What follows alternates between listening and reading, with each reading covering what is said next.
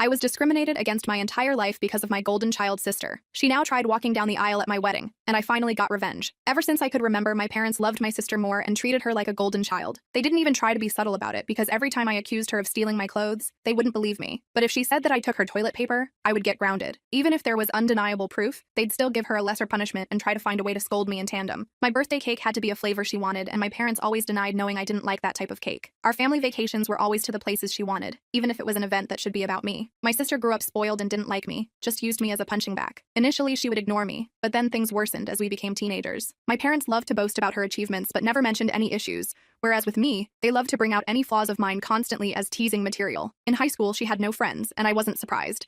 My parents had spoiled her, which made her too introverted to talk to anyone. While I was fairly popular, she found this unacceptable and lied to my parents that all of my friends were substance abusers, and I was banned from staying friends with everyone. What saved me from complete isolation was my extended family. Most of my family lived in the same hometown, and I got along with my cousins despite some age differences. At one gathering, they invited me over and I told them how I was banned from leaving the house. When asked why, my kid self with no filter replied that it was because I wasn't allowed to have friends since my sister didn't have any. My parents found out quite quickly and had a huge argument with our extended family, and as expected, I was grounded for complaining. Eventually, my sister's situation worsened, so she changed schools. I guess the humiliation of extended family knowing her social status was bad, and she demanded to be changed. My parents immediately obliged, even though it cost them more since the school was further away. My sister made friends at the new school. I thought this would make her ease up on me, but instead, it made this worse. Her friends would come over and bully me, and my parents called it light teasing. I never called friends over because my parents were awful hosts to them, or my sister would accuse them of taking stuff and they'd believe it. I did become close to my cousins though, especially because my parents didn't dare to mess with them. I was slowly starting to believe that life was back at its peak, especially because I finally got a boyfriend. But little did I know that my sister had her ways of ruining this as well. I didn't want to bring him home at all, but when my parents found out, they insisted. We arrived at my doorstep,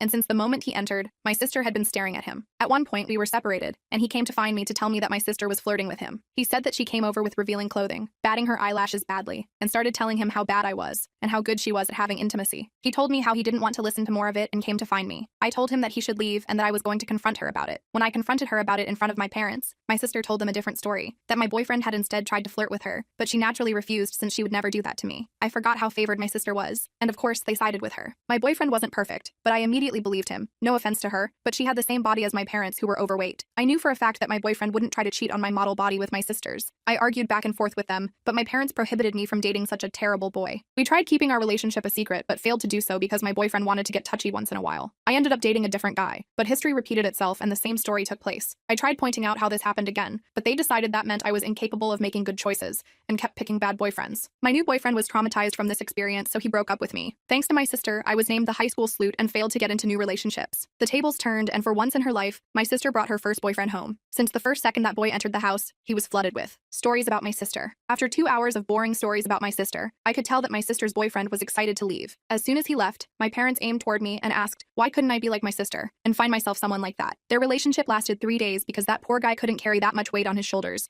both physically and metaphorically. Years passed and things remained the same. I was confident that this was the worst things could get, but little did I know that my parents and sisters had a worse in store for me. My sister finally graduated from high school, and you would think she became more mature for college, but she was still the same. She got accepted into college but had no scholarship that could decrease the financial burden. Her grades were bad in school, since whenever she got a B, we would all celebrate. If she got an A, which was once in a lifetime, my parents would invite all of our families just to celebrate this. My parents naturally made a lot of fanfare and told her they'd pay for everything. I thought her college departure would be the best thing to happen to me, but turned out that it was the beginning of very stressful years for me. Eventually, my mom came to talk to me about my upcoming high school graduation. She told me since they were paying for my sister's college, they had no money to pay for mine, so it would be better for me to start working immediately after graduation and wait until my sister finished university to see if they could afford something for me. This basically meant that I would either go to college with student loans or take 4 years off and stay at their house, where they also made me pay rent. It became obvious that she was trying to get me to throw a tantrum because she didn't like my simple reply. I told her I was fine with not going to university and never wanted to go in the first place. This was a flat-out lie, but I figured I could use her words against her. My dad later tried getting on my nerves with my mom, but he failed as well. After a whole lifetime of terrible parenting, I never had any expectations towards my education. A few years passed and I worked very hard and got a scholarship. Not to anywhere like the Ivy League, but it was a good enough course with a full scholarship. Knowing my sister would hate it and try to stop me, I put my achievement on social media at the same time I told them, even forced myself to thank them in the post. Now they couldn't forbid me from going, as they'd have to explain to the family why not. I guess my sister eventually got to them, and they changed gears and asked me if I was sure I wanted to go. They told me how my sister wasn't doing well in college, and since she was smarter and had better judgment than me, I'd suffer worse. I lied to them and told them that my courses were easier and that I'd be fine. They weren't happy with my decision, but couldn't stop me. College ended up being my savior, and for once in my life I was happy. I still contacted my parents and visited on holidays and such, but since they refused to pay for anything. During this time, I avoided introducing anyone to them, and I'm glad I did because this man ended up becoming my husband. Unfortunately for my family, my husband was the type of guy who loved drama. He won't forgive or forget, and he's probably cooking some revenge. People were baffled when I got together with him because of the big difference in character. Most people thought of him as an angry man, but he was the biggest sweetheart if you treated him with respect. When we discussed marriage, we decided we didn't care much about the ceremony due to our budget, as we'd rather spend it on our honeymoon. We sent out the engagement announcement and the save the date for a few months later. My parents didn't have the slightest clue and naturally demanded they meet my man. I wanted to grow a spine and refuse, but was having a hard time. The distance had made me think maybe my parents weren't so bad. Well, my husband looked like I canceled Christmas when I told him I would at least ensure they were never alone with him. He had been getting ready for this because he knew what to wait for. He even bought a high-quality recorder he could hide in a pocket to record it all. He was stoked, thinking of all the ways he could refuse my sister's advances, insult her,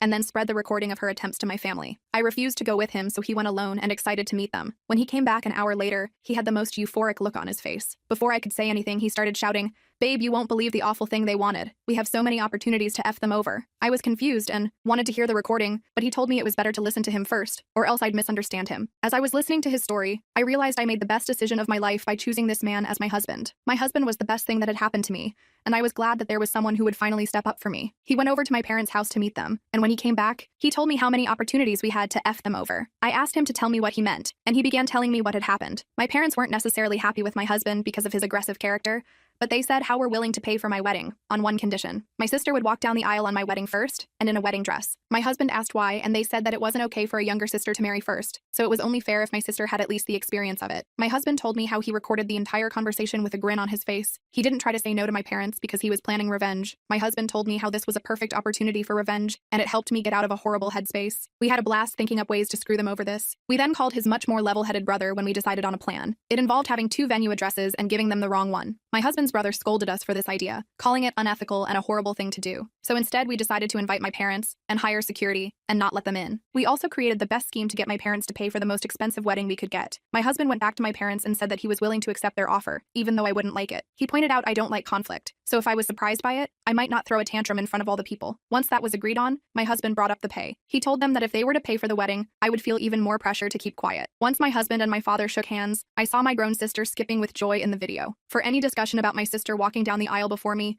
he'd go over to their house to talk, and so began the months of deception. My parents and sister thought they were tricking me, and my husband and I were milking them. We decided that my husband and sister would go over the food and decoration options, and every time my husband would point out the cheapest option available, he would then sigh and say, "It's a pity we don't want to abuse my parents' goodwill, so we wouldn't get the best options." My sister thought she was going to be a big part of our wedding, so she demanded that my parents pay for the best. My parents would then tell my husband not to worry, and they'd pay for the most expensive. We did the same thing for the photographers, DJ, and many more unnecessary things. Throughout this entire process, my sister tried flirting with my husband, because she had the illusion that she was marrying my husband. My husband acted conflicted, and made sure to keep a safe distance from them. My husband told me how he enjoyed the whole tricking them more than planning our actual wedding. We were sitting and reflecting on how we just turned our low-budget wedding into the most extravagant possible. A few days had passed, and it was finally our wedding day. My husband and I were more excited about tricking my parents than the wedding itself, but I never imagined that things would go better than expected. Our wedding was planned to perfection, and our revenge was waiting to be executed. My husband and family had come up with what they thought was a perfect plan. They wanted my sister to arrive at the perfect time to walk down the aisle,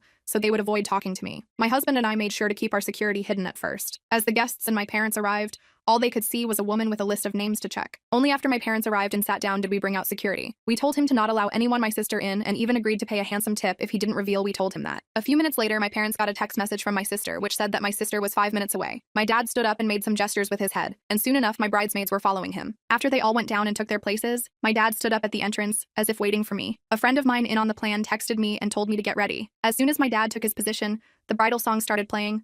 The doors opened and I walked in. My dad looked shocked when he realized that it was me instead of her golden child. He tried looking at the venue entrance to spot my sister, but she was nowhere to be seen. At this point, he was supposed to walk me down the aisle, but he didn't. He got a phone call from someone and made it as an excuse to leave and mumbled, "Something came up." There were gasps and confusion all around. The friend in on it loudly asked what happened. I lied and in a teary voice said he told me. It wasn't supposed to be me there. The friend then loudly went, "What did he mean by it shouldn't be you?" so that as many people as possible could hear and spread it. My husband's dad quickly ran over and took my arm. I walked down the aisle to whispers as people discussed what happened. My husband and I deserved an Oscar because of how well we wept fake tears. My parents never came back and they missed my marriage. No one dared to tell me what was was happening, but someone told me. He whispered in my ear that he had to go to the bathroom or else he would burst out laughing. Our plan had worked. I was told that my sister did arrive in a wedding dress. The security refused to let her in until my dad went there and tried threatening him with police, claiming he never heard of him. The security had no problem with the police coming because he was hired by us. At that point, my dad realized by then it'd be too late and tried to demand he let my sister in. My dad went after my husband and he pretended to be confused. He denied having ever agreed to something so ridiculous with my parents in front of everyone else. When they insisted he did, he demanded proof, and of course they couldn't find any. My sister was